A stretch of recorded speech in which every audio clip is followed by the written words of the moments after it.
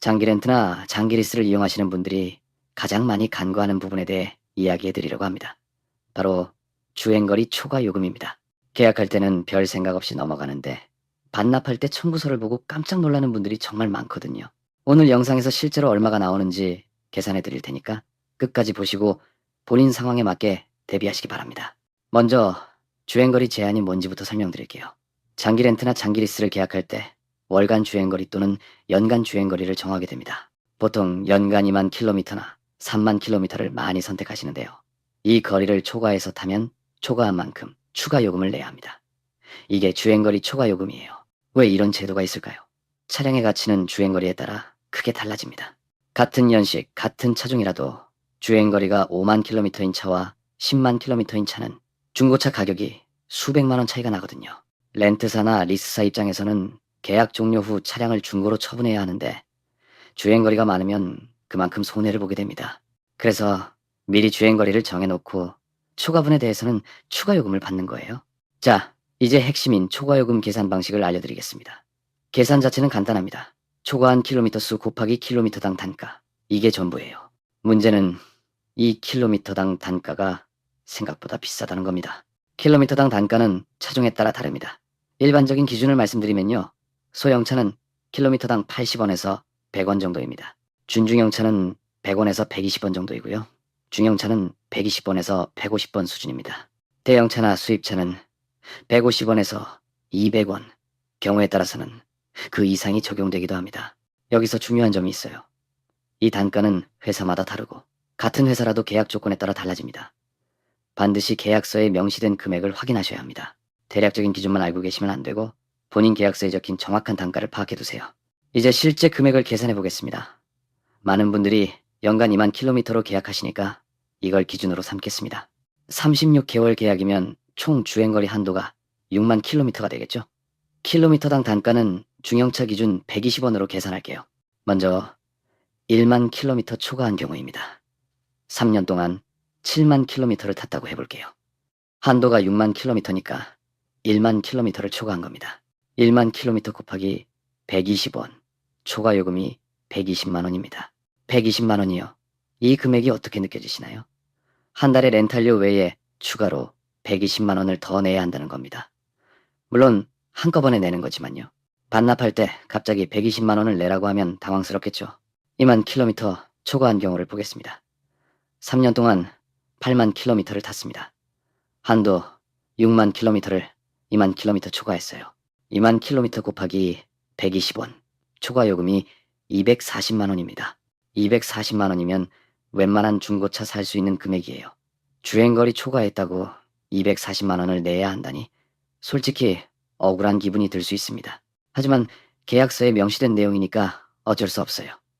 이래서 계약 전에 본인의 주행 패턴을 정확히 파악하는 게 중요합니다. 3만 킬로미터 초과한 경우는 어떨까요? 3년 동안 9만 킬로미터를 탔습니다. 한도를 3만 킬로미터나 초과한 거예요. 3만 킬로미터 곱하기 120원, 추가 요금이 360만 원입니다. 360만 원이요. 이 정도면 정말 큰 금액입니다. 월 렌탈료가 50만 원이라고 치면 7개월, 치 렌탈료에 해당하는 금액이에요.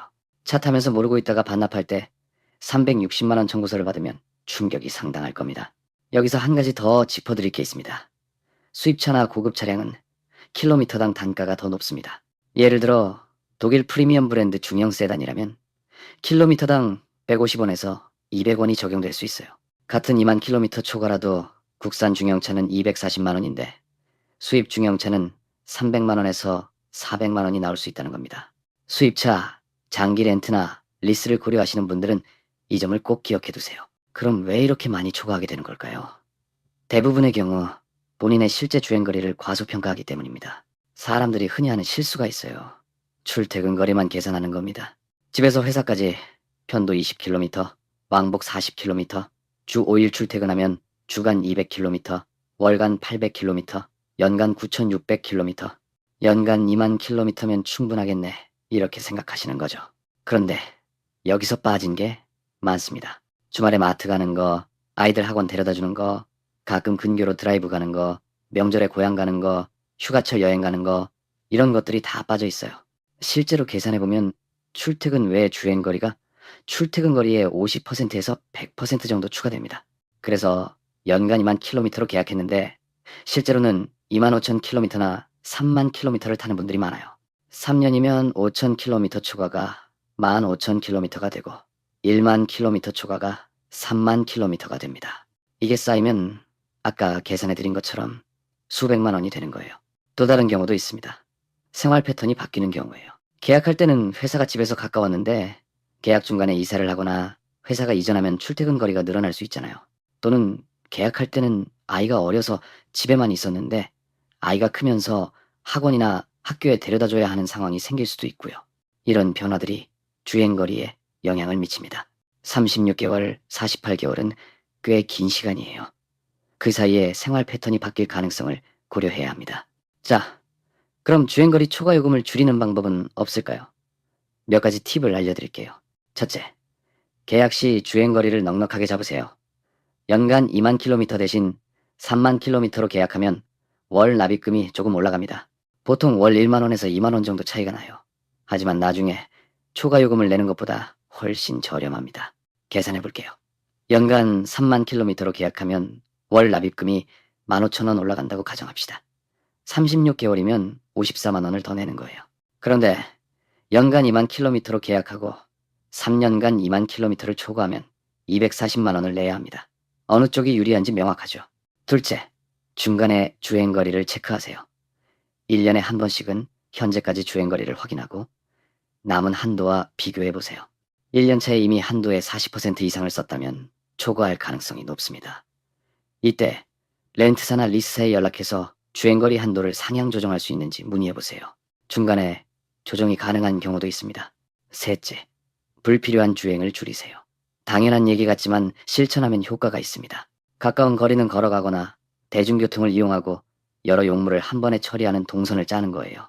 이렇게 하면 월간 수십 킬로미터에서 100킬로미터 정도는 줄일 수 있습니다. 3년이면 꽤 큰 차이가 나요. 넷째, 장거리 여행 시 다른 방법을 고려해 보세요. 명절이나 휴가철에 장거리 운전을 많이 하잖아요. 이때 KTX나 비행기를 이용하고 현지에서 단기 렌트를 하는 방법도 있습니다. 본인 차로 왕복 600km를 달리는 것보다 비용이 비슷하거나 오히려 저렴할 수 있어요.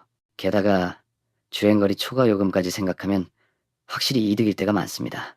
장기 렌트와 장기 리스의 주행거리 초과 정책에 차이가 있는지도 말씀드릴게요. 기본적인 구조는 비슷합니다. 둘 다 주행거리 한도를 정하고 초과분에 대해 킬로미터당 요금을 부과해요. 다만 세부적인 조건은 회사마다 다릅니다. 장기 렌트는 대체로 주행거리 정책이 명확하게 공개되어 있습니다. 홈페이지나 계약서에 킬로미터당 단가가 명시되어 있어서 미리 계산하기 쉬워요. 장기 리스는 잔존 가치와 연계되는 경우가 있습니다. 주행거리가 많으면 차량의 잔존 가치가 떨어지니까 이 부분이 정산에 반영될 수 있어요. 단순히 킬로미터당 요금만 내는 게 아니라 잔존 가치 차이만큼 추가로 정산해야 할 수도 있습니다. 이건 계약 조건에 따라 다르니까 꼭 확인하세요. 한 가지 더 알려드릴 게 있습니다. 주행거리가 한도보다 적으면 환불받을 수 있을까요? 이걸 궁금해하시는 분들이 많은데요. 결론부터 말씀드리면 대부분의 경우 환불이 안 됩니다. 주행거리 한도는 상한선 개념이에요. 초과하면 추가 요금을 내지만 적게 타도 할인해주지는 않습니다. 연간 2만 킬로미터로 계약하고 15,000킬로미터만 탔다고 해서 5,000킬로미터분을 돌려받을 수 없다는 거예요. 다만 일부 회사에서는 주행거리 미달 시 일정 금액을 환급해주는 상품도 있습니다. 이런 상품은 월 납입금이 조금 높지만 본인이 적게 탈 것 같다면 고려해 볼 만합니다. 계약 전에 이런 옵션이 있는지 문의해 보세요. 결론을 정리해 드리겠습니다. 주행거리 초과 요금은 생각보다 큽니다. 1만 킬로미터 추가하면 100만 원대, 2만 킬로미터 추가하면 200만 원대, 3만 킬로미터 추가하면 300만 원대가 나올 수 있어요. 수입차는 이보다 더 높고요. 계약할 때 본인의 실제 주행 패턴을 정확히 파악하세요. 출퇴근 거리만이 아니라 주말, 주행, 여행, 일상적인 이동까지 다 포함해서 계산해야 합니다. 그리고 여유 있게 주행거리 한도를 설정하는 게 좋습니다. 월 납입금이 조금 올라가더라도 나중에 초과 요금 폭탄 맞는 것보다 훨씬 낫습니다. 이미 계약하신 분들은 정기적으로 주행거리를 체크하세요. 초과할 것 같으면 미리 대비하는 게 좋습니다. 오늘 영상이 도움이 되셨다면 좋아요와 구독 부탁드립니다. 장기렌트 장기리스 관련해서 더 궁금하신 점이 있으시면 댓글로 남겨주세요. 다음에 또 유용한 정보로 찾아뵙겠습니다. 감사합니다.